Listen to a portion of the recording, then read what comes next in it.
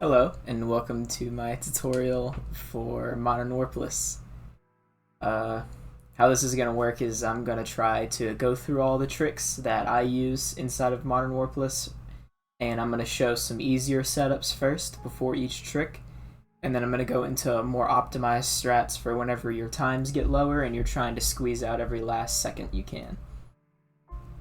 Okay, so for the first trick in the game, we're going to be launching out of the room in front, this room, all the way until either the room with the giant cube in it where the chess piece is, or the room in front of that with the broken glass, depending on which strategy you use.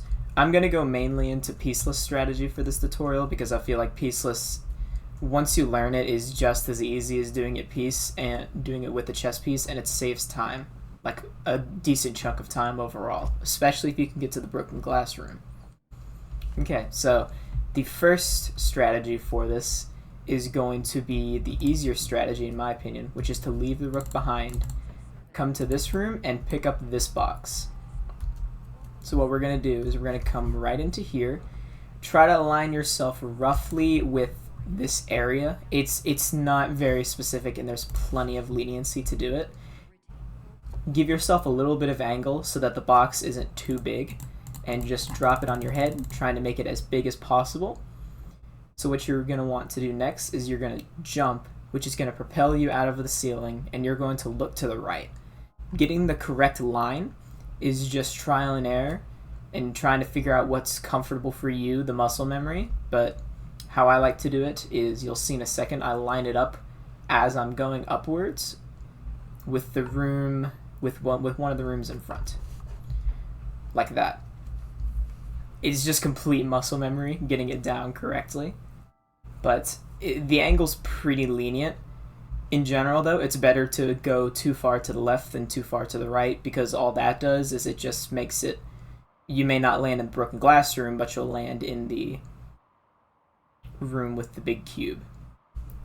See, so this is a broken glass room. Normally you would just fall into this room through roughly this area. So I'm going to go back and I'm going to show the other strategy using the rook, which I don't use personally. I don't like the consistency of this strategy, but some people do. So what you're going to want to do first is pick it up roughly like orientated correctly, right? You're going to turn it sideways. You're going to look directly in front of you and rotate it to where your cursor's in the center of the rook. So whenever I did do this strat, I would always walk around to the middle of the third ceiling tile. So when you come through, you're going to be looking straight up. You're going to go right one ceiling tile and move up to 2.5. Then just drop it on your head. You did it right, which I don't think I did. I think I was too short. And I don't do this strategy very often. Yeah, I was too short. So it's just doing that, but trying to get a good area for you to launch. I don't do it very often, so I don't know the most optimal area to do it. And personally, I think the box is way easier. And for me, you only lose around, I think, 1.5 or 2 seconds between both of them done optimally. But I think the box is probably like way more consistent. Like I get the box probably 4 times as much as I get the rook. Okay. So I'm going to do box strat again. Actually, there's no need. There's no need to. The rest of induction after that launch, getting into the broken glass room, is just glitchless induction. There is the potential to launch with the cube, to get a double launch. I will show you what that would look like however, it is by far the most inconsistent strategy in this entire run. I have tried for hours to find a consistent setup. The main problem with it is almost every time you launch with it, you launch just simply too high. So you end up launching way too high and you just lose a whole bunch of time. So what you would normally do is grab this block and land in between the center of those two rooms. What you would do next is find some good place to do this in, which I don't even know if it exists. You would make the box big and launch it with it like that. This was too short, so I'm not even gonna make it anywhere good.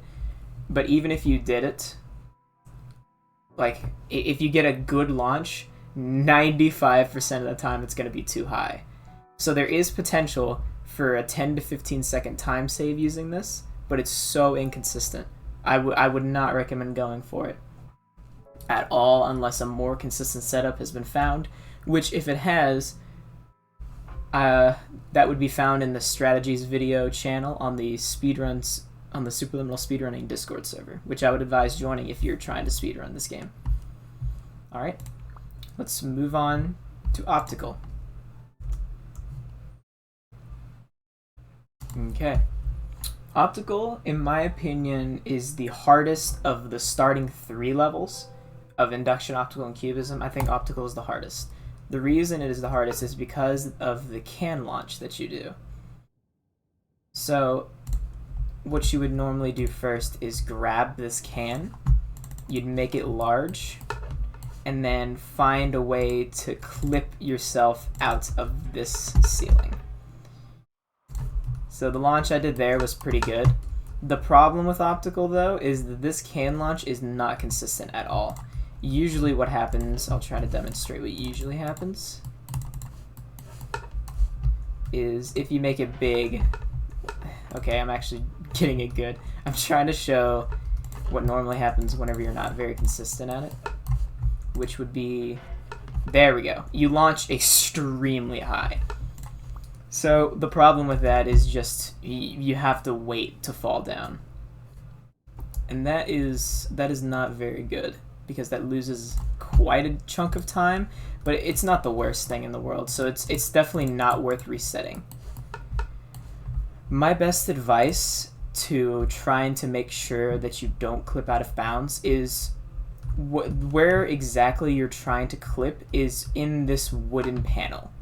You're trying to launch roughly at this line and clip out there. The reason is because if you clip out in there, it doesn't launch you as high, because my best guess is there's this little bouncy pad here. I have no idea the physics of this and why it works this way, but if you can launch through this area, then you won't be propelled into the stratosphere. What you would do then is you would come over here, fall down, align yourself with the dark area of this hallway, drop the can in the center of the room, and make it as big as you can. After this, you just jump forward, and if you made it correctly, you should clip out. You saw a brief glimpse of it there. What you're trying to do then is to just go to the elevator at the very end of the stage. That would be the goal. This launch is also pretty weird. So yeah, you saw it. It's really easy. If you do it from that angle, it's very clear where you're supposed to go. So just keep holding forward until it comes into your view. Sometimes you can be too short, but there is this long pipe that stretches all the way out here, way past the elevator. So usually whenever you're first starting and you're not as confident about where your launch heights are, aim for this area, because you can just walk along and then fall right in the elevator. I'm going to show an alternate strat that I don't even use, but it can save a couple seconds. And if I took this category down a whole lot, then I would use this strategy. So instead of launching there, what is possible to do is to bring the can over to here and launch in this area. The problem with doing it in this area is there's no visual cue to know where you're going to go. And it's also really hard to get the required height you need to get all the way over to the elevator. Like even then, this was too short. Angle was almost perfect, but because I'm used to it. But this angle's short, and it only saves a few seconds over the other strategy done optimally. Another tip I have is if you do happen to launch with the can too high, and so you just get launched into the stratosphere, there's still something you can do, which is making sure that you're walking over to the area you need to go. So see, I position my mouse so I'm walking over to where the second launch takes place. So then you can roughly turn around after a little bit of walking, walk backwards, and grab the can. It doesn't save time, but it basically loses you less time over doing it the optimal way, which is just the clip, not the full launch. And it's theoretically possible if you get a perfect launch for that to be the fastest strategy, because instead of having to walk all the way around the top, you can just walk straight there. But that's so infeasible. It's like a 1 in 100 chance. But if it does happen, you can potentially get a gold split if you do the next launch good. Okay, that's all the tips I believe I have for Optical. Cubism is an interesting level in Modern Warpless, because in Legacy Warpless or Old Patch, Cubism is extremely hard, particularly the launch that we're about to perform. We're going to perform it in this corner, and we're going to launch to past the exploding cube room in that last area, hopefully. So what you're going to want to do first is grab this cube. From here, you can either do more beginner strats, which is like in Glitchless, hopping up on the pole to get up here, or if you're trying to do it more advanced, I always like to place the cube up here as I'm walking, and while it's falling down, re-grab it so that it's large and you can make a staircase. So something along the lines of this. So if you do it good enough, you don't even have to mantle over. You'll just get straight there. So what I recommend doing is lining yourself up with this line in the floor, walking forward, and then holding back left, just for a split second. What you're then going to want to do is bring the cube up, angle it slightly, make it as big as you can, and launch, and just look towards that little corner in the bottom left area, because that's the shortest distance, so you have the best chance of making it. And if you see that you're going a little further, you can always go forward. So then you just complete the rest of the level glitchlessly. It's an interesting trick because it's not very hard to do, whereas in Legacy there's a huge difference, because Legacy it's really tough. There is a small tip that I can have for improving consistency with the strategy, which is if you feel like you are not high enough, there is a safer path that gives you an even higher chance of making it. So if you feel you're not consistent with making it all the way over there, you can try doing this, which is doing the same launch. But let's say like, oh, you angled it wrong or something, which that launch was massive. So let's say it wasn't that big. You would instead walk to the exploding cube room,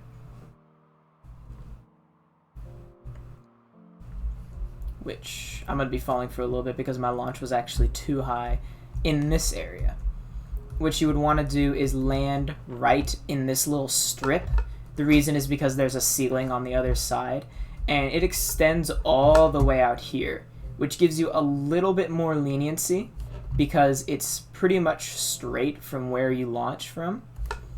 It just gives you that little bit of extra leniency. So if you feel like, oh, I didn't launch too high, I don't think I'll make it, you can try to micro adjust over here, and it's a potential way to get the launches more consistent. It only loses, I think, 7 or 8 seconds over the strategy, which if you're on a good run, you wouldn't want it to be lost to Cubism.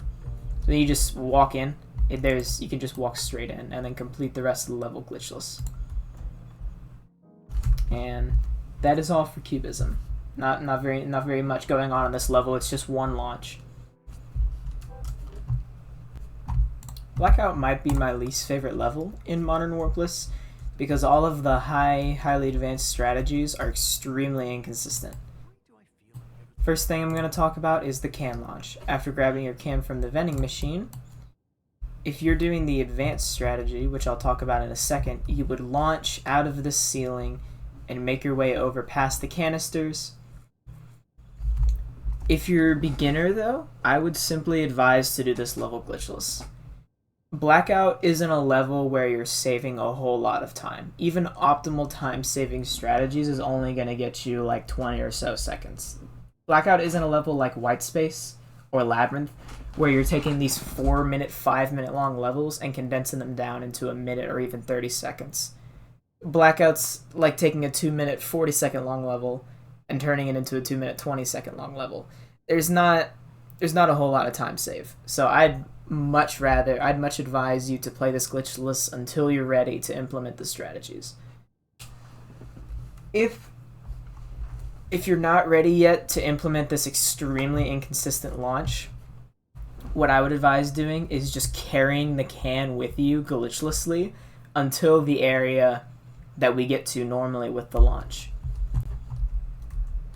This launch is extremely inconsistent. What I like to do is line myself up with the center of the room. I usually line myself up with this, and that's how I can tell. You also want to be just slightly to the left of this line, like how this corner extends into the wall. Be slightly to the left if you can tell. Trust me, the precision does matter. So from that point, you would drop it until it's big, and then immediately turn this direction and walk backwards. The reason is because it's easier to re-grab the can if you do it this way. If you don't re-grab the can, that's fine too. Just complete the rest of the level glitchlessly. But the reason why we carry the can with us is so we can do a strategy that skips the blind maze. Or just the maze, it just skips the maze. It saves you time from having to do the maze itself, and it also saves resets on the maze because there can be quite a few of them if you're not well versed in it. Make sure the can, while you're dropping it, is as straight as possible. And then from this point, you just walk backwards and just pray. Whenever you start getting around here, start clicking every like quarter to half second or so, and then try to turn around and make it. As I said before, this launch is incredibly inconsistent. Getting the angle right is complete muscle memory, as there's almost no cues to where you're supposed to go as you're launching up. You can barely see anything. So, if you're not very confident in it, which I'm not even, so let you know that, I'd advise just carrying the can with you. The only problem with carrying the can with you is you have to go through barriers with it. And going through barriers can be a bit rough with cans, because obviously the game doesn't want you to take the can through it. My best advice with taking objects through barriers is to align them straight and make them so that they're roughly half the size of the door. Put the top of the can in the doorway and then just walk forward. And there's a barrier coming up here, so I'll show you how to do that. Get it? This isn't straight enough. Roughly half the door height. And as long as any part of the can is above this doorway, then it works. Then it should work pretty well. And you just hold forward and push it through. If however, it's kind of like stuck, which I'll try to demonstrate. Sometimes I can do that too. They can be pretty annoying. Let's say it's like stuck on the floor, which is a bit hard to do. My best advice is to simply run at it and try to like strafe a little bit, because usually as you're kind of strafing, it'll get it through the door eventually. So from this point, you just make your way. This is all the launch saves, by the way, at the beginning of the level. The launch probably saves 5, maybe 10 seconds at most. From here, you have one more that you have to get the can through, one more barrier. Then complete the rest of the level glitchlessly until you get to the gray room. Hopefully you still have your can with you. If not, then that's totally fine. If you don't have your can, just complete the rest of the level glitchlessly. However, if you do, as I said before, we're going to be launching over Blind Maze. Best advice I can give is to make it so that the light is still within your screen, but it's past this midway point and the can is past it. From here, just make the can as big as you can and jump. And just hold forward. From here, you'll eventually start to see some lights come back into view and just walk over Blind Maze. From here, the most optimal strategy to do is to align yourself with this right here, walk over it, drop down, and then climb up these boxes. From there, you would just complete the rest of the level glitchlessly. With the launch, my best advice is to try to find a setup that works for you if mine doesn't. There is a bit of leniency with where it is, and that's the way that I do the launch. However, even the way that I do it is extremely inconsistent. So if you can find a consistent way to do it, then go for it. I'd also be happy to post if I ever find a more consistent strategy for it in the Superliminal Speedrunning Discord. So please check the strats video channel and see if there is a more consistent strat if I've ever posted it.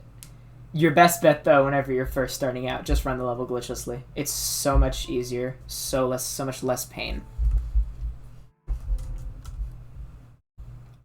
If there's a level where I feel like I wouldn't be a very good person to teach it, it would be Clone. The reason I say this is because I don't do the most advanced strategies in Clone. I do this level glitchless. Pretty much. I just do this level completely glitchless. The reason being is because at most, with extremely optimal strategies, you can save 10 seconds. And my problem is the strategies that you have to use are extremely inconsistent, and I simply don't think the time save is worth it. When usually people would be putting a minute plus into Whitespace, and theoretically you can get that level done in under 30 seconds. So, personally for me, I feel like because of how tough Whitespace is and Dollhouse, I like to take a more consistent strategy with this and just do it glitchless, which for me is very consistent because I am a glitchless runner. If you're wanting to learn it though, there are 2 routes for you to take in terms of launching. The first route is taking this can. All I did there was I launched with the can like normal. There's so much leniency for it. I looked straight down and grabbed the can and then started moving forward. If you do that, you should land in this area. This is just above the map.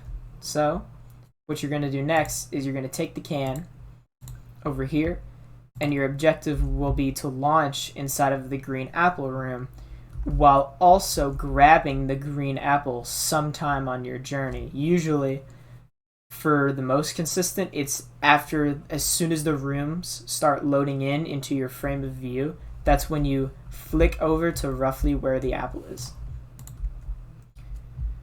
So you're going to first come to where your outline of your can just comes into view. This shows that you can launch off this thing.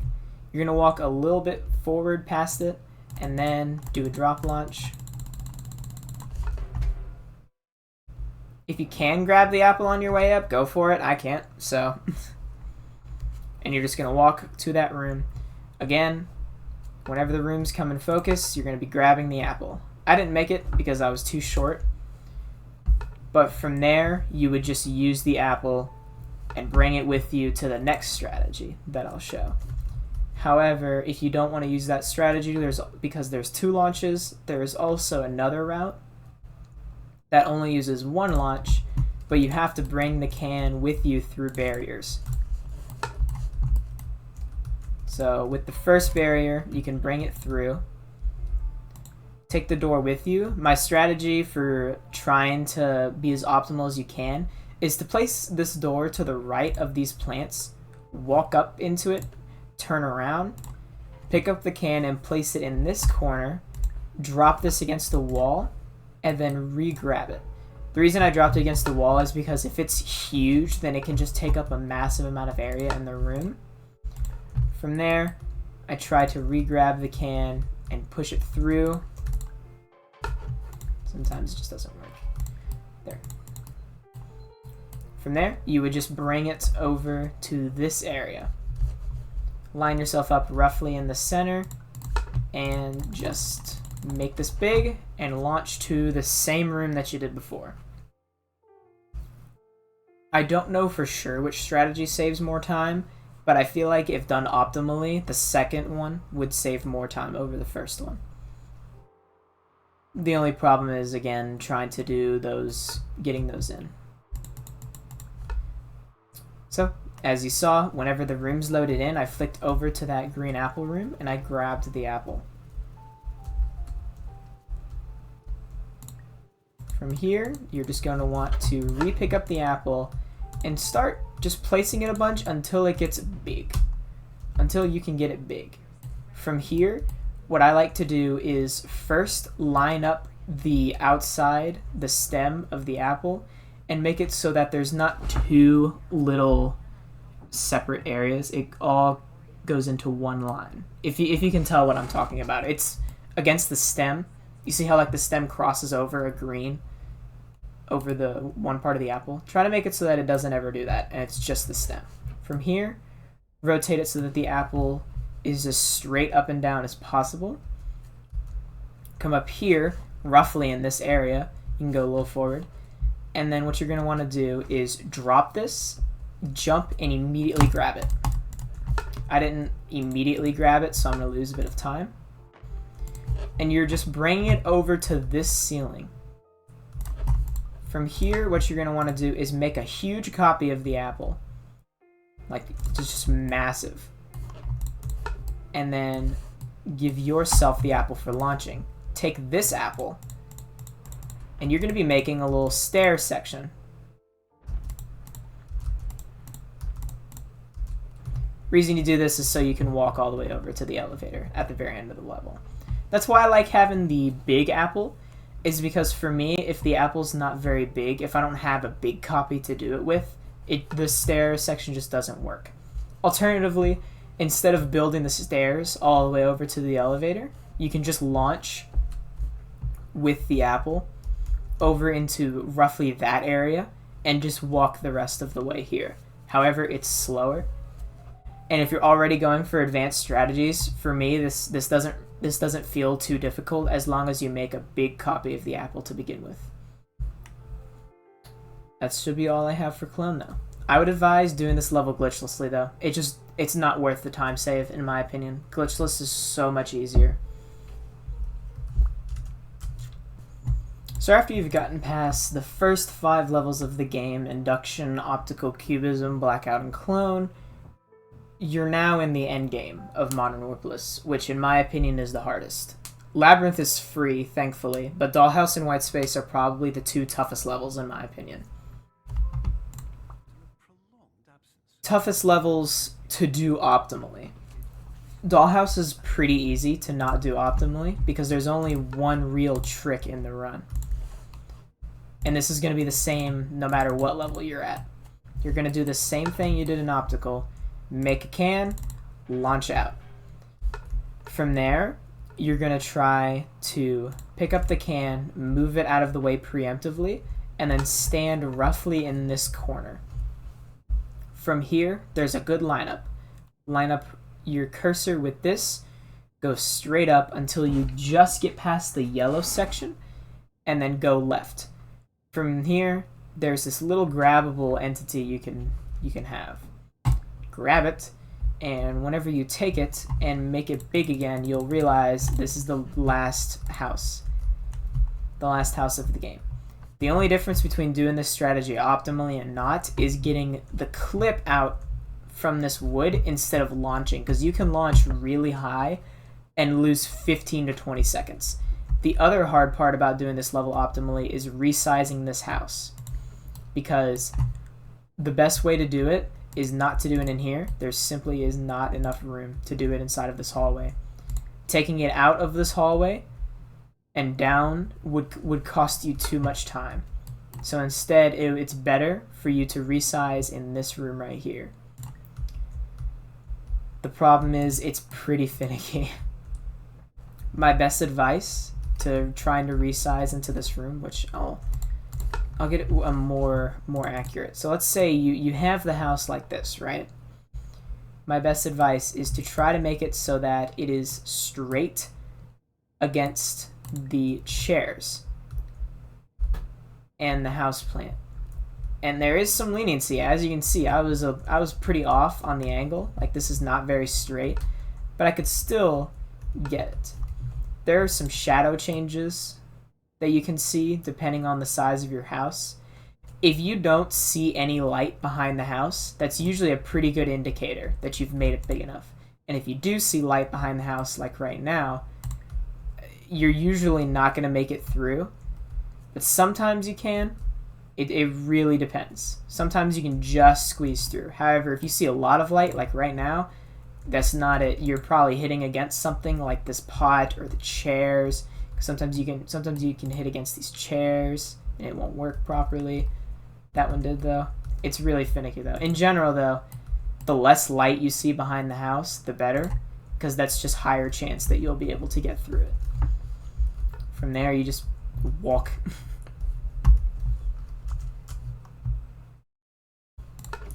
Labyrinth used to be the hardest level in Modern Warpless. The reason being is because the old strat used to consist of you doing 2 can launches to get into the elevator at the end of the level. The reason you can do that is because the elevator actually would take you and end the level, which is pretty interesting. Normal strategy would be to take the can, use it to launch on top of this, and launch out of this room.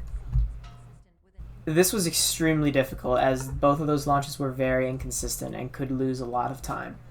Thankfully, though, Labyrinth is now free because you can actually vault into the elevator. All you do is you stand on top of the fire hydrant, keep walking forward and a little bit to the right until the screen stops shaking. From that point, hold forward and jump, and you just get inside the elevator. That's the whole level. You can thank, I believe it's, no, I won't say thanks because I don't know who, and I don't want to credit the wrong person, but this strategy saves so many runs. It's free, and it's faster than the original strategy. It's literally faster. So, just do this. It's, at all skill levels, it is so easy. It's just one jump. Where do I even begin with this level? This level is by far the most optimizable and also the hardest level in Modern Warpless. However, it doesn't have to be. Firstly, I'm going to go over the beginner strategy. Both strategies start out the same. You're going to take the clinic, you're going to make it large enough that you can walk inside of it. From here, the strategies deviate heavily.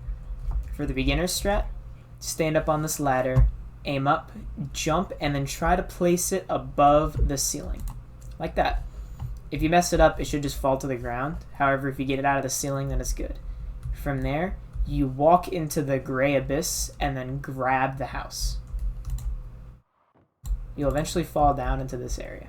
From here, find an area that you can make the clinic relatively small. It doesn't have to be extremely small, but just small enough. Come up to roughly where this water cooler is and aim in this doorway until you get it to a point where you just fall down. From here, walk into this room, grab one of the chess pieces, aim it up at the ceiling, and just keep making it as big as you can and launch with it. From here, just keep walking forward in this direction. And you should fall into the last area, and it should end. The screen should fade, and it should end.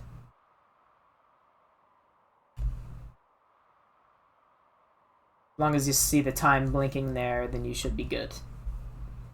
So as long as you keep holding forward, you'll get to the end. I'm going to reset though and show you how to do the advanced strategy. As you saw, the screen was fading. That was the level. That is the much easier and much more consistent strategy. However, the fall time and the setup loses time over the optimal way to do Whitespace. I'm going to preface this by saying this strategy is by far the most inconsistent strategy besides the second launch warp in Induction. I have this strategy pretty down, pretty consistently. The only reason is because I have put hundreds of attempts into this level to get this strategy down before I knew there was another way to do it. The strategy starts the same as usual. However, what you're going to try to do now is get it to where you are just barely getting through it. You're going to walk through, and then you're going to walk back out. What this does is the game treats it as if you've been through, so the portal spawns behind there instead of just the brick wall. From here, you're going to make it pretty small and make it around this size so that you can line it up. From here, you're going to be vault clipping out of this garage door looking thing. You're going to aim roughly here, roughly in the middle of this window area, so jump, grab it, and aim there. So as you saw right there, whenever I clipped out, I held backwards, back left, and went onto this roof. This is the goal of what you're trying to do. You're trying to get onto this roof. However, say you don't, and you just clip right here, all you do is you do a couple jump resizes, and vault up, re-grab it, and then you're back to where you were. Okay, this is the inconsistent part of this strategy. This launch. How I like to do this launch is I like to line it up roughly 2/3 of the height, walk up to it, grab, aim down a little bit, release, wait like 0.2 of a second, just enough so that you're not doing it at the exact same time, and then walk forward. From there, whenever you launch, you go backwards, and your goal is to land on this little pillar thing. It's mainly muscle memory. From there, you take the house, you put it just above where the line is. You see how like it kind of disappears? Put it just above that, walk back down, walk through, and back out. Sometimes it can be a little finicky. That is how you do this strategy. I will say though, for someone who's just learning it, the launch is extremely inconsistent. My best advice is to make sure to analyze your launches. Make sure whenever you're launching with the building that it's not that you're not doing it at the exact same time. Because if you do it at the same time, it won't launch you, like pretty much all of the time. This is what the level should look like if it's fast. You know what, actually, let me get another attempt. I forgot. I've been practicing the easy strategy, so I had that muscle memory down and locked in. Oh, mess up there.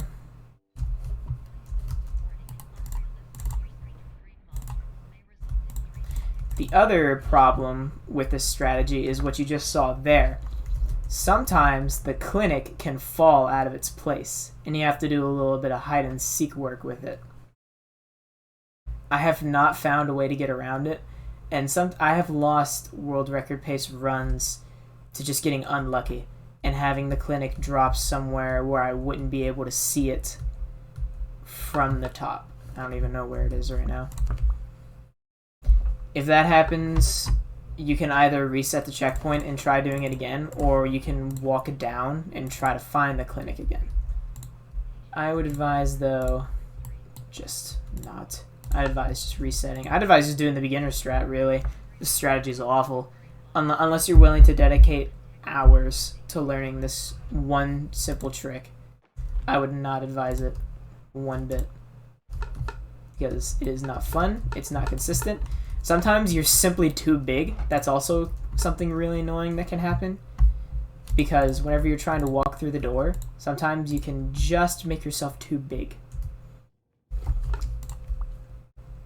So trying to get this strategy down really fast is extremely tough. However, it has by far the biggest time save, as I believe my record with it is 27 seconds, which is almost as fast as any percent for Whitespace. There is a way to get rid of the clinic moving out of your view, which is to do it against one of these little things right here. The only problem is I am not consistent with this kind of strategy at all. I can never get this right. Every time I launch with it, I go way too high.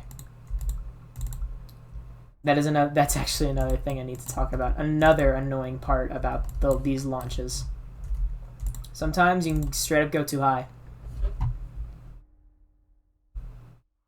I was just fine there. I gotta demonstrate what it looks like so you know as soon as possible when to reset, so you're not wasting time thinking that you're gonna be okay. See, if you see that color change, you will know that you have done too high of a launch. The reason is because whenever you come back down, you've actually clipped into the floor of the water cooler area. As you can see, I believe it's over there. You can kind of see it. You've clipped into the floor. There's no way to get down. Walking all the way to the water cooler area would take forever. It's better to just reset to checkpoint and try again. Again, would much recommend the easier strategy over this because of how inconsistent it can be. However, if you do get to learning it, you can save a lot of time. Just there's not much other advice I can give other than just make sure that you don't do it at the same time. Whenever you drop it from this point and walk forwards, give it like just a quarter second, just enough.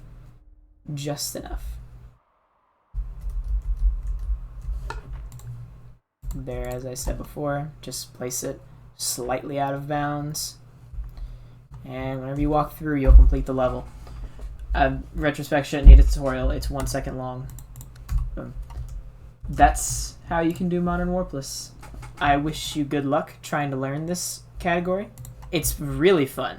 The beginner strategies are honestly pretty fun. It's only whenever you start having to optimize it a lot that the category can get a bit frustrating. I'd advise just making sure you spend time practicing the individual strategies that you want to implement, as some of them can be extremely inefficient. I wish you luck on your journey.